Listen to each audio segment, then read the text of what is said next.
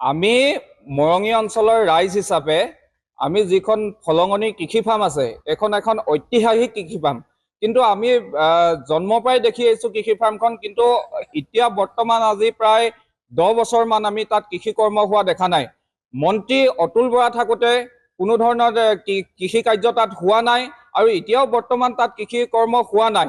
এতিয়া দেখিছোঁ যে তাত চলাৰ পাম্প লগাইছে, কিবা লগাইছে, কিন্তু তেখেতলোকে বহুতখিনি কৰিছে, কিন্তু হ'লেও কৃষি কাৰ্য কৰাকে তেখেতলোকৰ সুবিধা নাই আৰু গোটেই হাবি জংঘলে ভৰি আছে।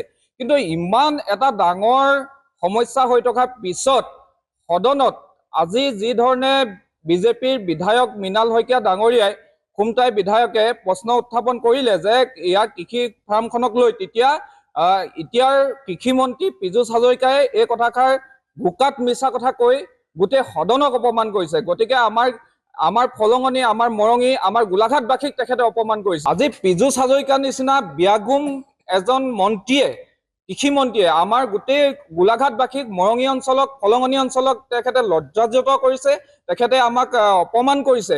কিয়নো আমি গোলাঘাটবাসীৰ ৰাইজ হিচাপে আমি সেই কৃষি ফাৰ্মখনত আমাৰ সকলোৰে আৱেগ জড়িত হৈ আছে।